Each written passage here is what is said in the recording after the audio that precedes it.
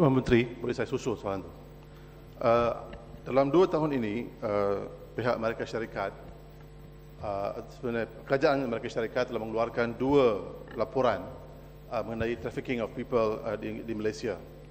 Kedua-dua laporan ini jelas melontarkan pandangan bahawa ada satu nexus di antara pihak polis dan juga pihak immigration, termasuk pihak customs dalam perdagangan manusia di Malaysia.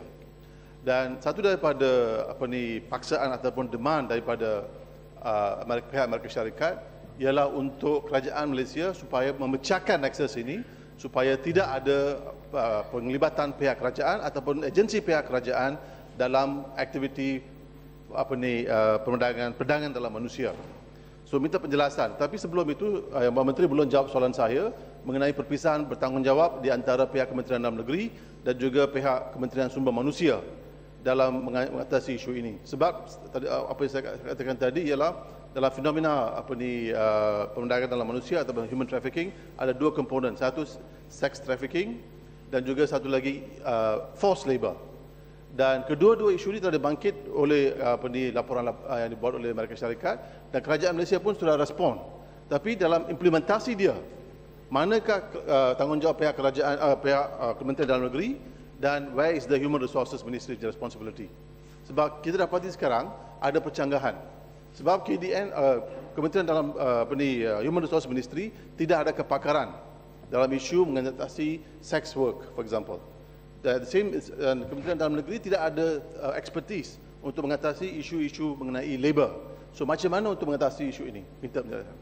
So 2 isu lah.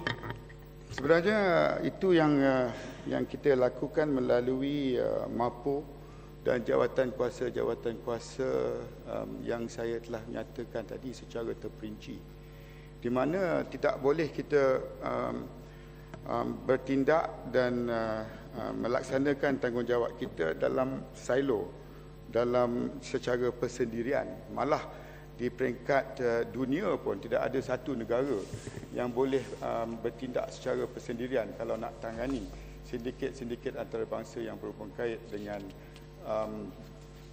sindiket-sindiket yang berhubung kait dengan perdagangan dan juga penyeludupan. Nak membezakan, nak sebagai contoh mungkin memudahkan Yang Berhormat melihat contoh perdagangan dan contoh penyeludupan. Kes penyeludupan migran, contohnya polis marin telah menahan sebuah bot di Klang, Selangor dan menjumpai 8 warga asing tanpa dokumen perjalanan yang sah. Mereka terdiri dari 2 warga Pakistan, 3 warga Afghanistan, 3 warga Indonesia. Mereka meninggalkan negara ini melalui jalan yang tidak sah. Itu kes penyeludupan, ya.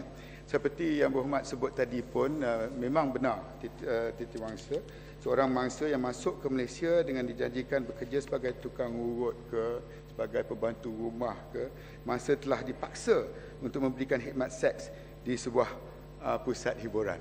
Itu dianggapkan sebagai pemerdagangan orang yang sedia ada di dalam akta yang kita nak pindah sekarang. Jadi melalui penyeludupan migran yang merupakan perkara yang mungkin ada kekangan dalam akta yang telah pun digubal dahulu, sekarang ini dimasukkan di dalam pindaan. Kepung angguk saya nampak dia setuju dan faham apa yang dimaksudkan oleh kita dengan pindaan ini. Sebab itulah saya rasa pindaan ini tak akan menyelesaikan semua masalah kita. Isunya merupakan satu isu yang begitu kompleks. Tetapi saya rasa lega, sekurang-kurangnya dalam konteks nak memperkukuhkan, nak menyelaraskan, nak memperkemaskan, nak perkuatkan undang-undang. Belum sebut lagi berhubung kait dengan pelaksanaan, belum sebut lagi berhubung kait dengan pemantauan, belum sebut lagi berhubung kait dengan bagaimana kita nak menyelaraskan kementerian. Tapi sekurang-kurangnya kaedah, sekurang-kurangnya undang-undang yang ada political will, ada keseriusan, ada kehendak bagi pihak kita untuk melihatnya secara serius.